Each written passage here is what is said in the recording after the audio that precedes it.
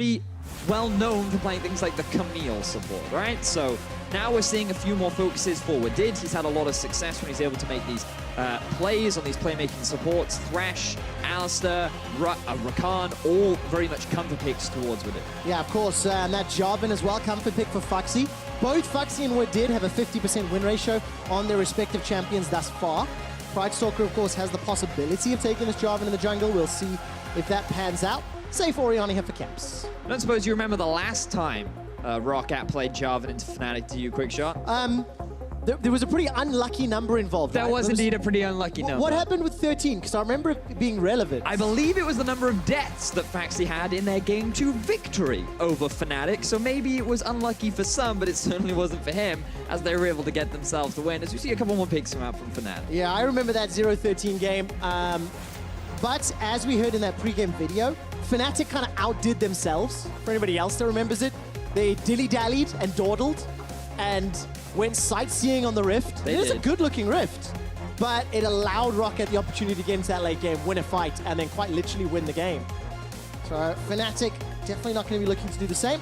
The Lovers locked into the bottom lane. Hjarnan, once again, going to get Xayah. Second most played champion this split. This will be the 5th time he's played her. And now you'll start to see ROCCAT focus in on that bottom lane.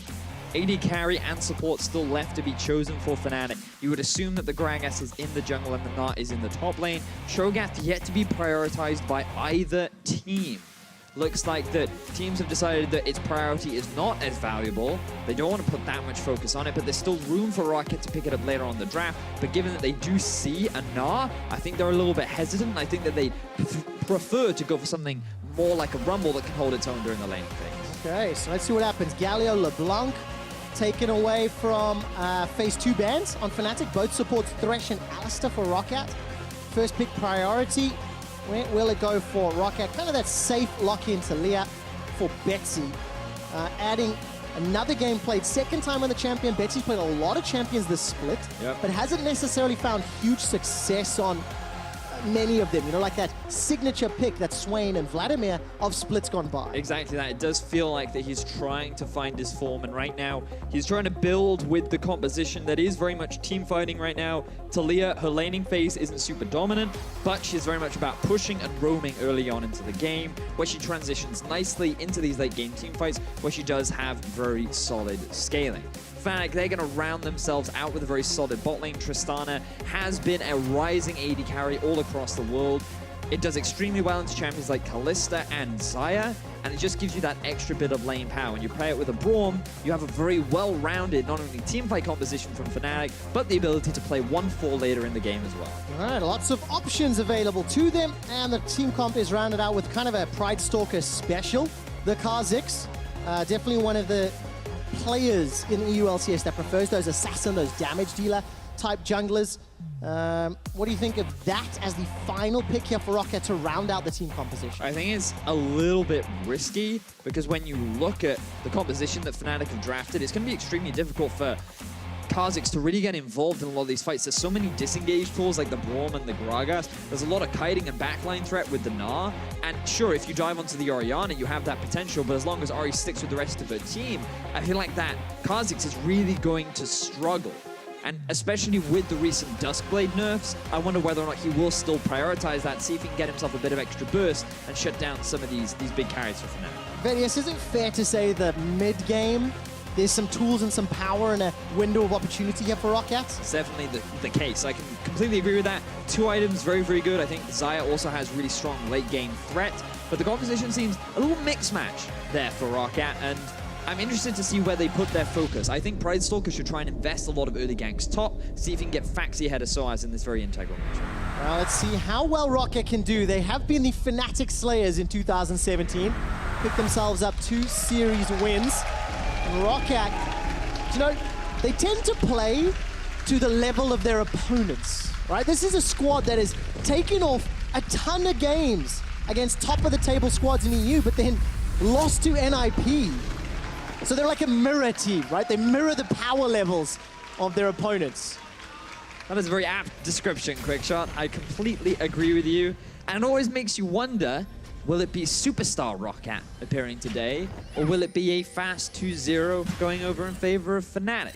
And I'm sure the Fnatic fans would love to see a convincing 2-0 as their dominance continues throughout the split. But also, it is ROCCAT's fault that there is a blemish on that 9-1 record for Fnatic this split so far. So I'm sure Fnatic would love to get themselves a bit of vengeance. Hey, we've heard that from all the players. We know that for Fnatic, they want to continue picking up series wins to guarantee that first place seed. If you are a member of the G2 army, you are now supporting ROCCAT. Because ROCCAT need to take down Fnatic. The odds of them doing it more likely than ninjas in pajamas. And that is a window for G2 to then beat Fnatic next week, and that's how G2 get in there. Technically, NIP beat ROCCAT, and therefore NIP is greater than ROCCAT, right? By transitive properties. By transitive properties. So we set the scene for what is at stake here. ROCCAT, of course, also they're playing for a playoff spot, much like the spring split. They're chasing misfits. And for ROCCAT, it's about picking up series wins. So let's see if they can start. No real surprises in terms of summoner spells, itemization. Not as many refillable potions as I feel I've seen quite a lot of in recent weeks, Vedius, but some early shenanigans from ROCCAT. So ROCCAT, they're just trying to invade, interfere with this Raptor start, see if they can deny some of the experience from Broxah. But Fnatic, they put that early ward in the river, they read the play, no experience will be lost, and Broxah's early start will be absolutely fine, while Pridestalker continues on his top side as well. So nothing too significant happening in this early game. The laners will return to their standard matchups. Now the laning phase will commence. Well, I'm glad you mentioned the laning phase. Feels to me like there are some tools available for Betsy early on into Orianna, for Xayah, Rakan into Tristan Braum. What do you think here? You gotta be mindful of the level 2 spike in the bottom lane. The thing about Xayah and Rakan is they always love to get in your face as often as they can, regardless of the bottom lane. Teams will always try and force that play because if you can get that early trade, it gives you so much more pressure in the 2 versus 2 matchup. But especially for Hjarnan and Wadid, these guys love to try and build their own leads. So the moment they hit that level advantage, I wouldn't be surprised if they try and force something, but smart from Rekkles and Jesiz to get as much of a push as possible so they don't fall behind in terms of level. I mean, Wadid has kind of been the tip of the spear for ROCCAT all split long. And when he makes plays that look good, it works in their favor. Hjarnan calls back the blades. Rekkles and Jesiz take a lot of damage, and you know what, if ROCCAT are saying, we agree with this, let's enable Hjarnan, let's lead with Wadid, and maybe pull Betsy down with that Weaver's Wall. There's a lot of tools for parties in the bottom lane. Yeah, I love to see Betsy roaming around the map. You can see very early on, Betsy, he's just pushing in mid, keeping this Orianna under tower as much as possible. And that's typically what you want to do on the Taliyah. Just push as much as possible, build yourself a slight farm advantage if you can. And you're not really about trying to win the 1 versus 1. You're very much about winning side lanes and then having more value in team fights a little bit later into the game with the amount of zone control and damage that you can provide, along with the surprising amount of slipperiness a lot of people don't fully respect coming out from Taliyah. Yeah, very difficult to catch her. The mobility on that rock surfing helps out. Let's take a look at this little zoning on the bottom. I was looking at Broxah. He just kind of, you know, walked past the top of your screen. But available for counterplay if anything were to happen, but it doesn't seem to be the case, as Pridestalker is still farming the jungle. So first full clears seem to be wrapping up. Let's see where the gank opportunities are as a seismic shove catches caps. And always when I say gank opportunity, you have to look at vision. ROCCAT very well defended in the river in the bottom lane. Even got a defensive ward in the tri-bush up top, so definitely fearing Broxah's early game impact, which is something Broxah's done exceptionally well all splits. Yes, I think that Broxah is a player that he's either going to snowball the early game or he's going to have a huge amount of mid to late game value. And playing on the Gragas, he has the option to try and snowball lanes, but when you look at the composition, there's no real reliance on him to try and get caps going in the early game. He doesn't need to get an early lead for Rekkles, and knows that sOAZ in the top lane should hold perfectly fine during the laning phase. The main reason why this early vision investment bot side was there from ROCCAT was because they knew they would be pushing this Braum and Trist underneath the tower. So they wanted to make sure that there was that element of safety in the event that Fnatic would try and punish them overextending. Yeah, it's so important as well because Broxah has got a 88% first blood participation for the Fnatic squad. He enables it. That's why you see Elise banned against him almost every game. He's just phenomenal on that champion. He's picked up 16 first bloods this year. I'll find out how many in the summer split in just a moment. Is that king-worthy, Trevor? The problem is the title has been assigned. It has. It has, you know, and Brox is challenging for the title. We'll see whether or not he can steal that one away from Jankos, because Brox is definitely in the contention for all pro team #1 jungler. Yeah, and it's interesting that you bring that up, because I was having a chat with Drakus about this, and we were thinking, like, possible MVPs, possible strong players, and there were a lot of debate around many of the players from Fnatic, because right now they do seem to be the best performing team in Europe. They have a lot of strong individuals, and one of the interesting ones that came up in our discussion was Jesiz as a bit of a gank happens up top lane. All right, sOAZ is going to crunch down. Phaxi flashes to safety, and the gank ends. So please continue with your story. But the reason why I thought this was quite interesting was because Drakus made a very valuable point. When was the last time you ever watched a Fnatic game and thought Jesiz lost them that game? Not for a while, not for a long time, and I can't think of any other example. Remember we said the party in the bottom lane, teleport's available for Phaxi if he wants to join. First blood secured onto Rekkles. ROCCAT denied that opportunity. Jesiz is the next target, he's tagged up, down to 100 HP. Pridestalker flashes for the fear taste, and that's a double kill to ROCCAT. So ROCCAT trying to shut down this bottom lane of Fnatic, utilizing the roaming power that Betsy has on this Taliyah. And I love the fact that they did it immediately at level 6. We talked so much about the vision from ROCCAT, where they were set up defensively first, but then they turned it into aggressive vision. Look at these red wards that are littered across the entrances of Fnatic's jungle that allowed this roam to happen. No vision from Fnatic. They didn't see this coming until it was too late. Jesiz, he didn't flash in front of the wall to try and deny it. They were just left to the slaughter as 4 members of ROCCAT slowly chipped them away. Exceptionally well coordinated dive by ROCCAT. Timing the ultimates well. Pridestalker and Betsy come in, and you know, right at the beginning of the day, Vedius, I said ROCCAT mirror the level of their opponents. If we look at the win-loss records for ROCCAT against teams in the top half of the table, or the top 6 playoff teams expected, there's 7 wins and 10 losses. But against bottom-tier teams, there are 3 wins and 9 losses. It's mind-boggling that ROCCAT play better against good teams and worse against worse teams.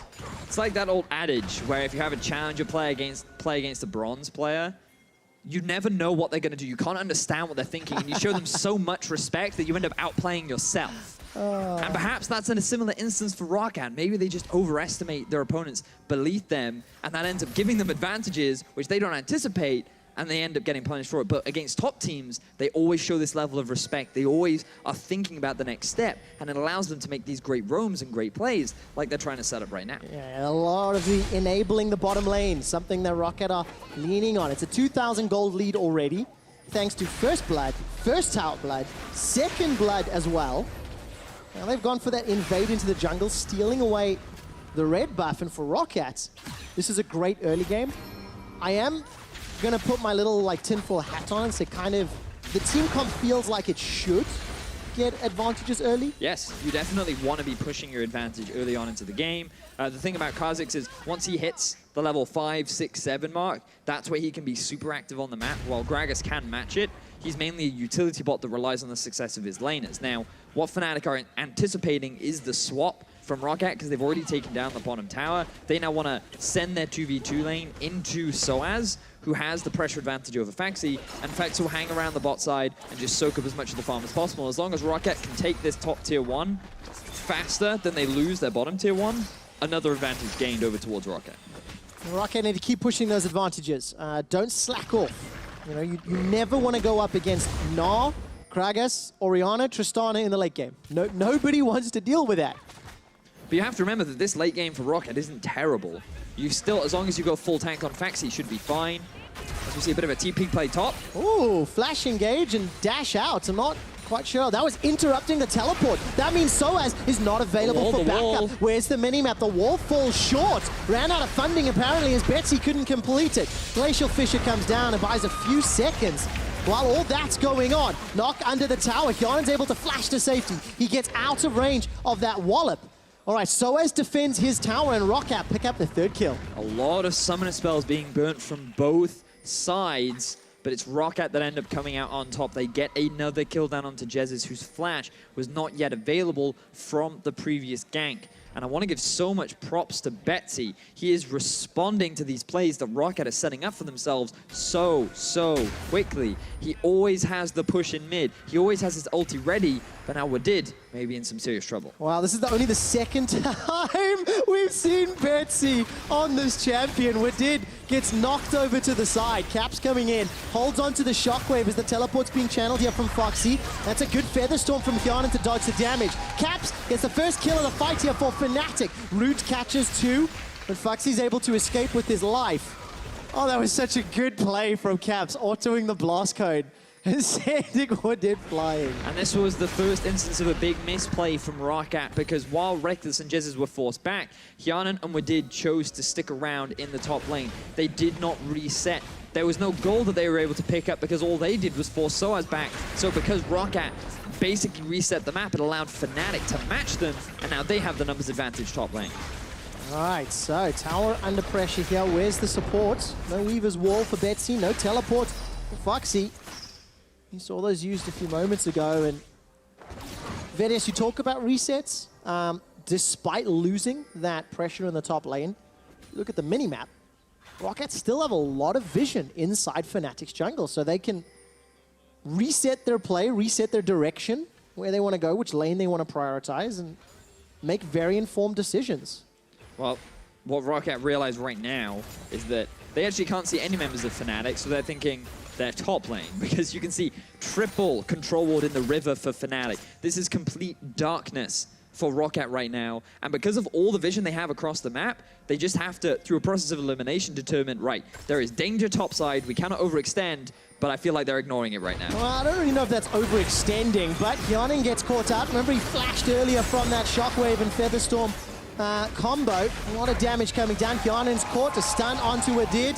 The Fnatic faithful in Berlin go mad, and Rekkles gets a double. We talked so much about the vision and how you have to respect the fact that you can't see Fnatic, but look at Pridestalker. All right, fancies his chances, gets the flash out of Rekkles. That's very important. Threaded volleys tagging along the back end of Broxah. Pridestalker gets the isolated damage down onto Jesiz. The Unbreakables blocking some. Pridestalker flashes for the kill. Betsy not going to chase further, and man, Betsy's Taliyah this game is fantastic. And I feel like the lack of mana there on Rekkles allowed Pridestalker to go as aggressively as he wanted. He saw that there were no disengage tools left, so many ultis were used to get that 2 versus 2 kill. They felt confident enough that they could win that 2 versus 2, and if Betsy was just able to land that knockback, he could have actually turned this back in his favor. So here, look, again, they have no vision of where the jungler is or even where the Gnar is. So I feel like them overstepping was just a big misplay. They should have respected more the possible positioning of Fnatic, and they end up losing 2 members. But the crucial part here is, look, no mana for Rekkles. It's super dangerous for him to be this close to a tower, and he doesn't respect the burst power of Pridestalker either. So Rekkles, he's forced to flash straight away. And Betsy's also pretty strong at this point in the game, so they can just keep on chasing. And right there, he can't quite get the knockback, so it becomes a little harder to get the kill, but they end up getting it anyway, and they get their tower in topside, which is what they wanted overall. There's 3 kills to 4 in favor of ROCCAT. 2 towers to 0 in favor of ROCCAT, and a 2,000 gold lead. And you know, coming into today's games, when we were prepping for this match and researching, one of the big points that we had was Betsy just kind of sucks in lane. He's not super great in the 1v1, has struggled a lot this split.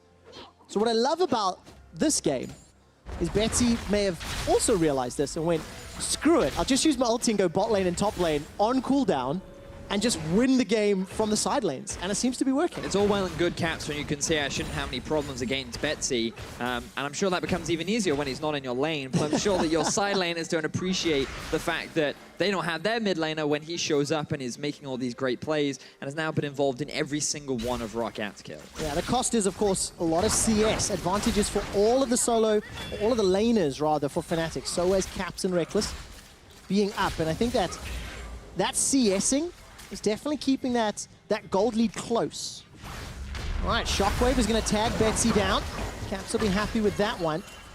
No further follow-up on the seismic shove or anything else from Jesiz to chase it down. Very close, though. If Rekkles was slightly closer to Betsy, he definitely would have lost his life, but they could very well lose their tower now. It's already low after all the roaming that Betsy has done, and with 4 members of Fnatic and no side lane turrets left to get, there's nothing that ROCCAT can really do to answer. All right, Fnatic not going down without a fight. They secure their first tower of the game. It's a crucial one, mid-lane tower. And I want to see some investment from ROCCAT into this Rift Herald. You can already see a few pings coming down, but if they want to be able to take that mid tower of their own, they're going to need something a little bit extra in order to break through, because there is a lot of wave clear on the side of Fnatic that will stymie the push that ROCCAT tried to set up for themselves. Okay, ROCCAT, they're onto the Herald. I'm looking at what can Fnatic do to challenge. His teleport's available and both top laners are split up. But Fnatic may be just a little late to this party. The burst damage is coming out. No, Fnatic are here just in time. The barrel splits up ROCCAT. They're caught in the pit. Ulti comes out from Hjarnan. He's running for his life. Fnatic remain grouped up. sOAZ is channeled on the back end, and the Rift Herald is gift wrapped for Fnatic. Tower in the top lane going low. sOAZ's Boomerang Blade will not find anyone, but the explosive charge sidesteps. sOAZ continues to take tower damage, forced to flash away. Oh! Rekkles isolated by Pridestalker. ROCCAT, they're able to get themselves a return kill because Fnatic stayed too long, and now sOAZ is in trouble. Wadid's going for the solo kill, and he gets it. No, there's a support from Hjarnan. Jesiz is caught out as well, and Fnatic are completely undone. ROCCAT find so many great picks onto Fnatic. But arguably, this can still be a big advantage gain for Fnatic because they deny the Rift Herald from ROCCAT. It is still very difficult for them to push onto that mid-tier 1. And as long as Fnatic hold on to it, the number of options for playmaking become limited for ROCCAT as the game progresses. Regardless of that, they still hold a very strong gold lead. And let's just see, like, the problem you have is you have 3 members cramped into this little pit, a flanking TP from Fnatic as well. And there's no reliable way for ROCCAT to get a good fight here, even with the TP and Betsy coming in from behind. The mistake from Fnatic is they think they can get these kills. They do not respect the damage output from Pridestalker, especially onto an isolated target. So when Rekkles comes underneath the tower, and sOAZ is already taking all these tower shots, they do not expect that amount of burst to come out from both Hjarnan and Pridestalker. Remember, the feathers were already set up thanks to sOAZ earlier on. So that ends up in a cheeky kill, and then Wadid goes, haha, I am here. Everybody started looking and talking about this series, looking at Rekkles, looking at Fnatic, talking about the fact they lost to ROCCAT. And let's be frank, let's be 100% honest, we were kind of not expecting ROCCAT to be able to win this. I knew that. They're the Kingslayers for a reason. But 20 minutes in, nearly, ROCCAT still have a gold lead. They have a fairly fed Pridestalker. This will be an uncontested Mountain Drake. I mean, you have to start to believe that ROCCAT have the tools to win game number 1. And the most important thing, ooh, Phaxi. All right, manages to escape. The flag, drag, and flash to safety. To me, the most important thing to recognize here as well is, while Fnatic have made a few mistakes here and there, the majority of these leads have been built from ROCCAT's own proactivity. They have been the ones trying to make stuff happen. But Fnatic, they are doing what they can to answer. They still are a smart team, and they are getting themselves some essence of control across the map. Tower trade, though, and we're well and truly into the mid-game. That gold lead that was substantial 10 minutes ago, less substantial now. Great verbiage, Trevor. That really did not do a lot. But look at the itemization, because I feel like Pridestalker is about to complete the Dusk Blade of Drakthar. He has, and we are on patch 7.15, so it did receive a few nerfs. The slow, gone. Ranged champions, bit of a damage nerf, but for melee, more or less the same. A little weaker, but more or less the same. So remember that burst that you saw from Pridestalker earlier? Yeah? Yeah, it's going to be worse now. It's going to be a lot worse, especially after he ulties. He comes out from the unseen, and he will obliterate. The synergy of the Duskblade and Pridestalker's ultimate is just fantastic. It is. Really, really works well. It's a pity that cooldown is just so high. I'm not gonna lie, I was a dirty Duskblade solo queue abuser, I admit it. I also used Black Cleaver when it was OP back in the day. I admit it, I'm not ashamed. You're a Darius main, weren't Get you? that LP. No, Misfortune, yes. triple Black Cleaver. Yes, that was the way to go. The classic. Works equally as effective even now on 7.15. It does. At least in my elo. But taking a look at the minimap again, we're 20 minutes in. Where do ROCCAT go next, Vedius? Because now they've got some big item spikes. Essence Reaver, Black Cleaver for Phaxi. Yeah. Working his way towards some tanky items now. things become hard for ROCCAT now because their next big goal is to try and take that mid-tier 1. But as we talked about, there's a lot of wave clear on the side of Fnatic. They have the Orianna, they have the Tristana. You even have a Braum shield that can soak up a lot of like the poke and the Taliyah damage so that you can get to the minion wave first and you can wipe it out before it even gets to the tower. So they were a little reliant on getting that Rift out, and now that it's gone, their options kind of become limited, especially with the side wave control that Fnatic is setting up for themselves. And what it comes down to is you need strong lane assignments coming out from the side of ROCCAT, but they're hesitant. Because if they put Hjarnan in mid, it is super easy for Fnatic to just walk on and force an engage 5v5 in the lane with the Gragas and the Gnar with a potential flank. So I feel like the next best option for them is to start playing around the Baron. Okay. Start getting full vision control. They know they're much stronger right now with the items that they've picked up, and force Fnatic to come to you so that you can get a fight before Fnatic is in a prime position to really challenge you. So I've learned over the years, in order to play around Baron, you kind of want to push that mid lane. Ideally, you want the tower to be down as well. You can see ROCCAT, they're grouped up. They're going to force this teleport. Caps is the target. Defensive moves there from Wadid to get out of the shockwave. ROCCAT easily pick up a kill, although it took a couple of ultimates and a teleport. Can they commit to the Baron? It's definitely risky. The TP is available for sOAZ, and there's a control ward ready and waiting for Fnatic to get the flank. Oh, the Gnar bar is about to go mega. sOAZ can teleport in. Hasn't pulled the trigger yet.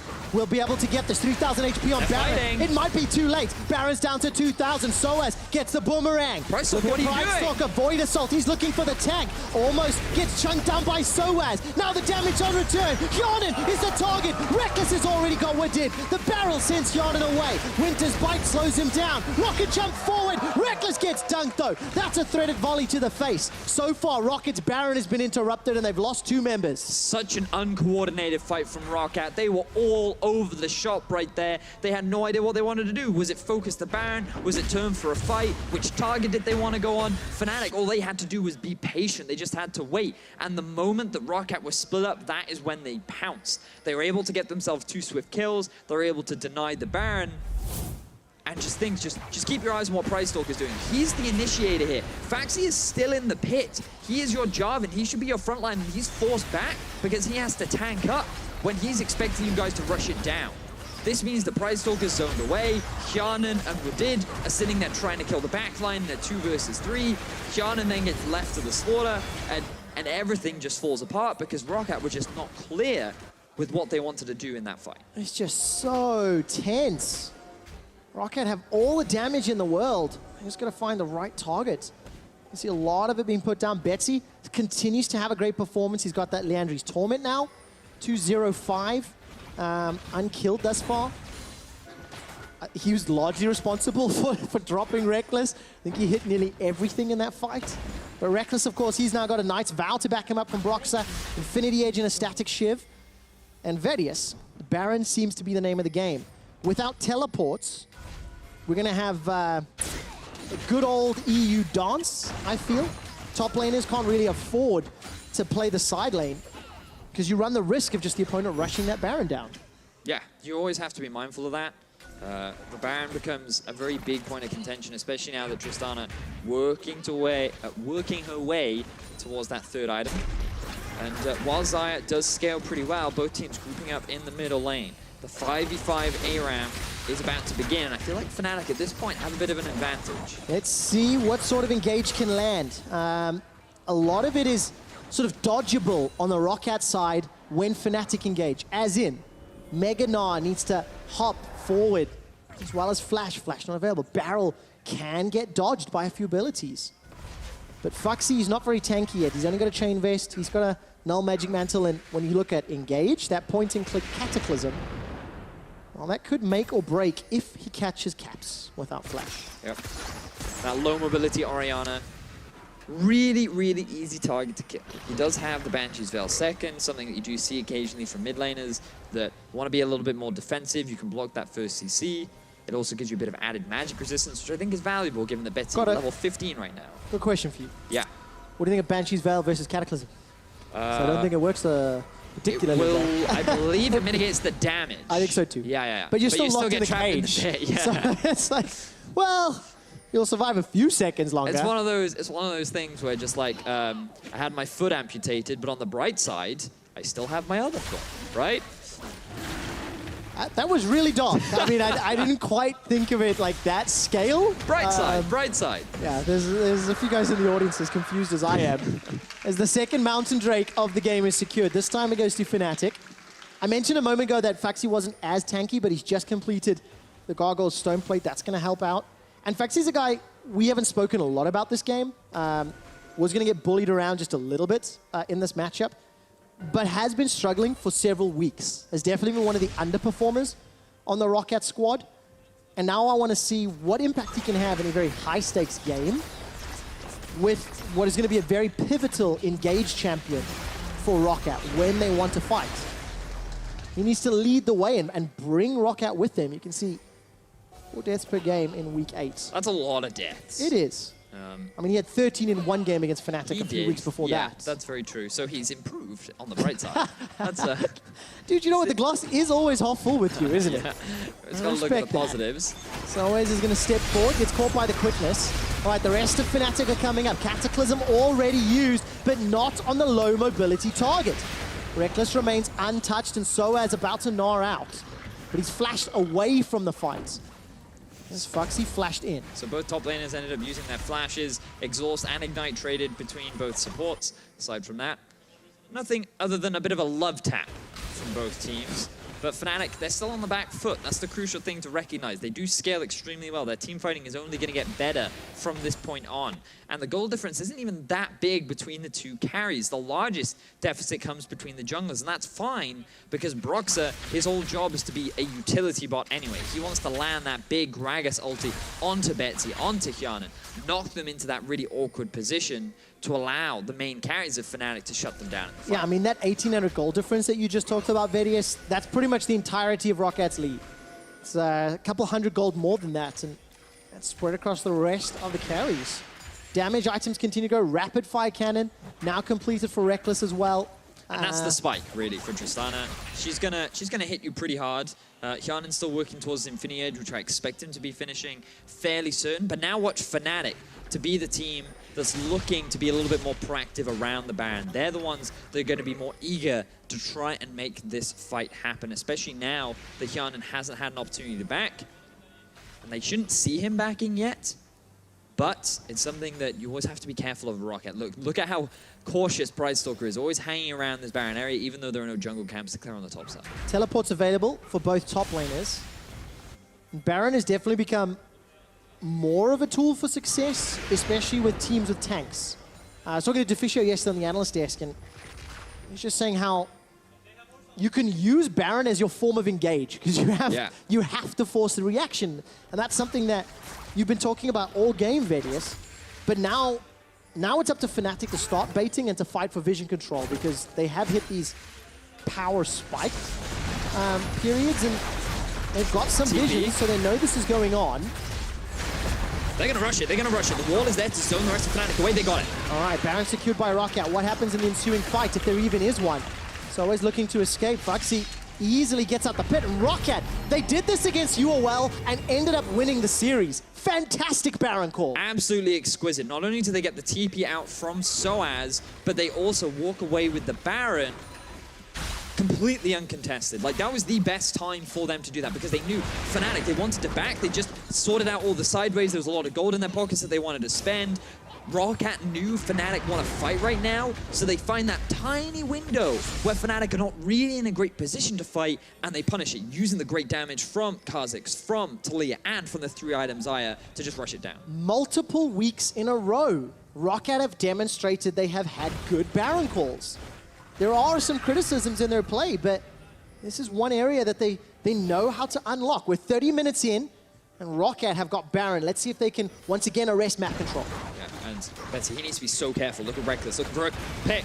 All right, Betsy got flash available, does flash. Rekkles insta follows, gets charmed by the quickness. The shockwave comes out. Wadid's able to escape. Nobody dies yet. Here comes Pridestalker. The cataclysm down from Phaxi. Rekkles continues to wail away. ROCCAT now routed, running for their lives. Caps has killed Phaxi, and that's 2 for Fnatic. And this is another classic ROCCAT move where they just go for the bad fight. They just lost Betsy because he just had to use everything to survive Rekkles. And the baby cage from Phaxi ends up doing more harm than it does good because Pridestalker gets locked in the pit and the rest of Fnatic just wail on the bug.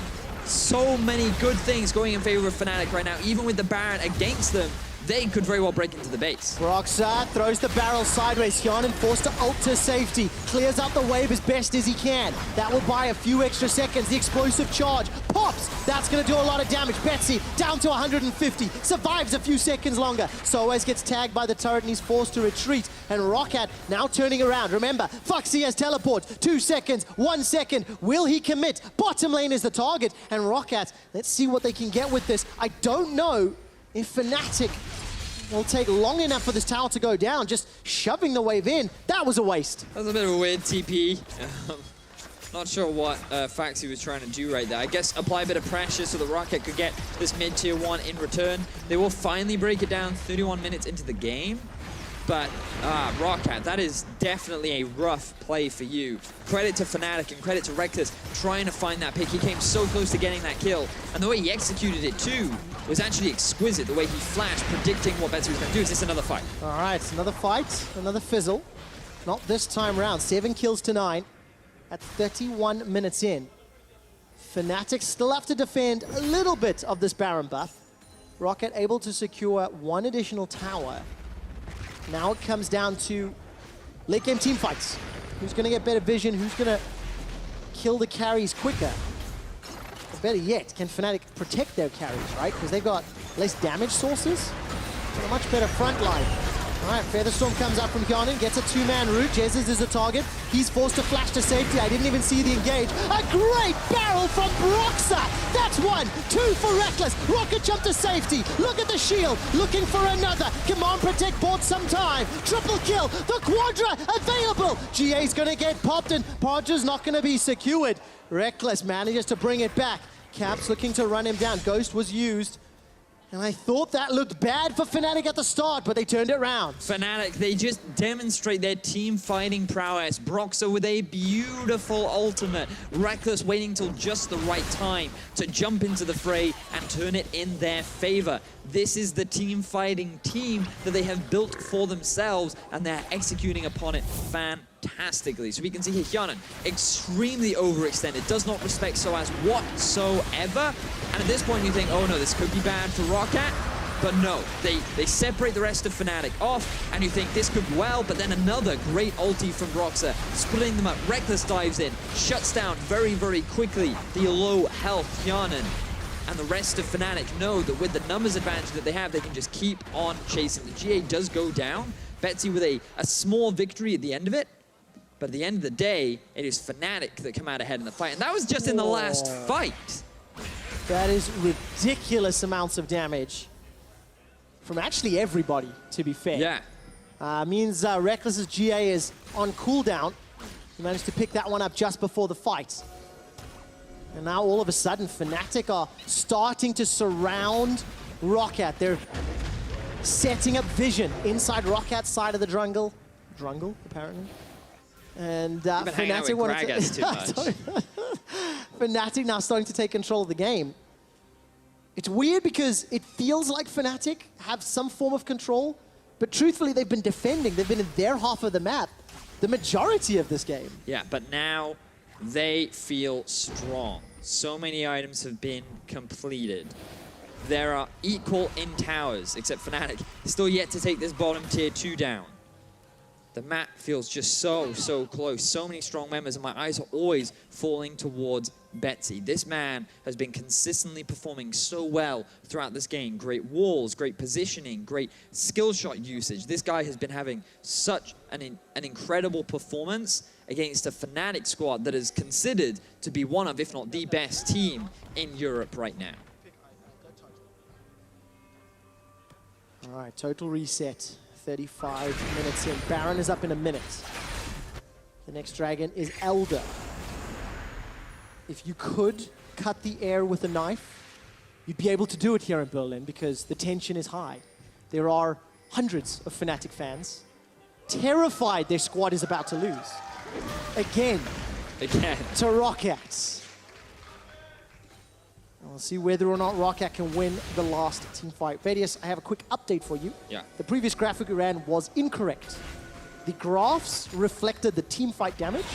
However, the numbers in the header were not correct. Okay. Right. So, apologies on that incorrect graphic. This is the correct one. Total damage dealt this game. And you can see who's over-indexing right now. Great performance from Betsy, still unkilled. Hjarnan putting the deeps down, despite being in the wrong place, sometimes.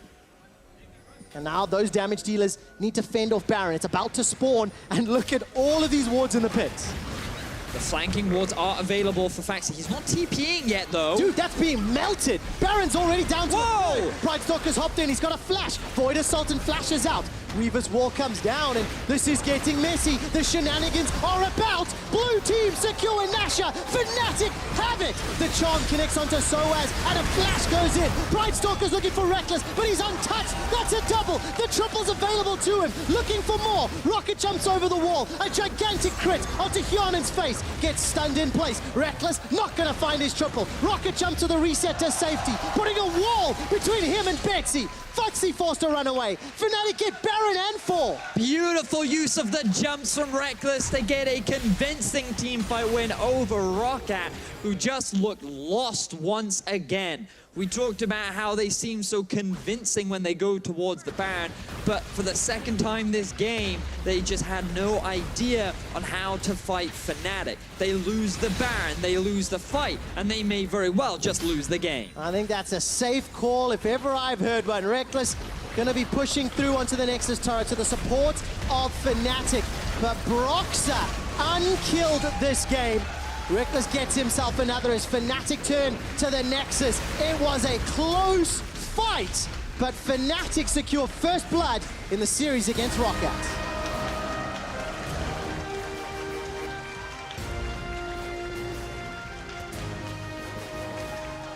That was a back and forth worthy of ROCCAT versus Fnatic. It is becoming an interesting rivalry here in the EU LCS. But that man on your screen, Broxah, the end of the game, 1-0-13. Game-changing ultimates, and just always seem to be in the right place at the right time in team fights. But I also feel like that was largely ROCCAT's game to lose. I felt like they had good setups, they had good options to be able to close out that game. So many Barons looked so good for them, but then the execution just did not hit the mark. When they tried to make the fights happen, they didn't go to plan. I don't know if they even have a plan based on what I saw from their fights. And I just, like, in that final fight, the fact that Phaxi didn't TP in, that he walked, it just makes me wonder, what is the communication like in this team during these extremely tense moments? I wish I could answer that question for you, Vedius, but I cannot. So, Fnatic get the win despite a great start from ROCCAT. Here's Dracos and Stress to break it down. Sadly, Vedius, I can't answer that question either, but I want to take a look at picks and bans to start it off because we were wondering why Fnatic might opt to pick Gragas so early on, and Stress, I think we got our answer. Right, it's very difficult to deal with when you look at denying fights, not taking bad fights is one of the other strengths. I don't think a lot of teams are going to jump back onto the Gragas first pick train, but in this situation, with the rest of the draft, you can see where it starts to make sense. You've got the Braum to deny fights, the Orianna to play a little defensively again, and Broxah looked fantastic on this Gragas. It might not be everybody's S tier, but Broxah looks like you got to ban it away from Definitely was playing it to that S tier, at least on an individual level, even if it doesn't have that place in the meta. Now I want to look at the first replay because despite us praising Broxah, and I think it is well deserved to praise Broxah, this was an incredibly ROCCAT favored early game, and the execution here from ROCCAT I think was fantastic. Right, it's a great setup. Look, Rekkles is already chunked in the lane, and we said we wanted to see ROCCAT play around the bottom lane as well. This is what needed to happen, and yeah, okay, one kill goes to Pridestalker, Wadid picks up the other, Hjarnan doesn't get any, but it's still the right kind of start for ROCCAT, utilizing their vision and getting out of the lane for Betsy. I think the interesting thing is, I kind of said I didn't see a world where Betsy would beat Caps, and I still maintain that, but ROCCAT played out of the lane very well. They didn't keep Betsy in a lane against Caps and actually gave Betsy opportunities to thrive elsewhere on the map. And that's one of the good advantages that ROCCAT created in the beginning of the game. Yeah, it definitely was the case. I think from ROCCAT's end, it wasn't the clean snowball that maybe they wanted to see for themselves, as they were able to find a lot of those early game advantages. But the other thing that you brought up, ROCCAT, they want to win, they need to play a chaotic game. They need to fight. ROCCAT definitely capitalized on that, especially in some of those mid-game plays. Right, and it felt almost like a little bit of the hubris we heard coming into this that Fnatic said last time ROCCAT beat us, it wasn't ROCCAT winning, it was us losing the game. And Fnatic come in here, they take away the Riftchild, great play here, and it seems like Fnatic end up going a little bit crazy on this one because, look, they go towards the top side, look for a play, and this looks very convincing, and you can see why Rekkles gets a little baited in here. He gets so many autos down on Pridestalker from range that he's not actually anticipating the tower actually swapping to him. So sOAZ backs away from the fight. He has to. Rekkles now thinks, okay, I can get it. Doesn't realize it between Pridestalker and Hjarnan. Remember, Pridestalker has 3 kills at this point. Insane amount of damage on an isolated target. And from there, sOAZ doesn't have an opportunity to recall. Wadid picks him off. Suddenly, Jesiz is like, hey, I'm going to try and come and fix things for sOAZ and Ward and Fnatic. A little bit of hubris, getting caught out where perhaps they don't have to at this point. And that necessarily happened again and again in this match. Yeah, and this is the point in the game where you're like, holy crap. ROCCAT are the blue shell. What is happening in front of us? But as we moved later and later to the game, that is really when we started to see the Gragas be a major factor for Broxah, and really the team fighting and coordination of Fnatic started to line up. We didn't see those same scenarios where individual members got caught out. Right, and one of the difficulties for ROCCAT here is their primary engage is a lot more based on the Jarvan going in. On this, Hjarnan gets caught out. Phaxi can't even get into the fight, and you can see it looks bad at first for Fnatic, but the Gragas ult into the rest of the fight out of Broxah, Rekkles is able to get so much damage off throughout this. And Phaxi's only now coming into the fight, only now getting that Cataclysm off, so it's a very broken, fractured fight out from ROCCAT, and this type of thing keeps happening throughout the entire game. Wadid actually had a lot of good charms with the quickness in this. The flash in, getting 4 people. I think this is the fight where he actually gets this massive set of charms. And it's just not enough for ROCCAT, but these open games, I feel like this is the way they have to beat Fnatic, just taking fights like this. And this is the issue, right? It's because I feel like ROCCAT had the lead. Fnatic, of course, were fantastic in these fights. We can't take that away from Fnatic, but on the side of ROCCAT, the coordination didn't always feel like it was there around this call initially. Pridestalker having to get out of the pit, having to flash away, and that didn't quite sync up in the same way. That said, I still feel like this is well above the initial expectations that we had for ROCCAT. Yeah, you consider ROCCAT lost to NIP last week. You say, hey, is this the same team actually giving Fnatic a competitive game? And it's a good thing for ROCCAT. Look at how far, or for how much of a percentage of the game they were ahead. Like, almost all of this game, ROCCAT were in the lead up until a couple of fights at the end where Fnatic turned it back around. And that's not anticipated, but ROCCAT, as we said, this weird aura of being able to play well against the top teams. Like, if ROCCAT come out with that early game from this game against any other team, I think they actually probably convert this game into a win. And my real question is, how do you think Fnatic feel about this game right now? Because they definitely were outclassed to a certain degree in the early game. Maybe they feel like they just lost it and threw it away, but you can't knock ROCCAT because they found those opportunities. They punished Fnatic, and you can see some...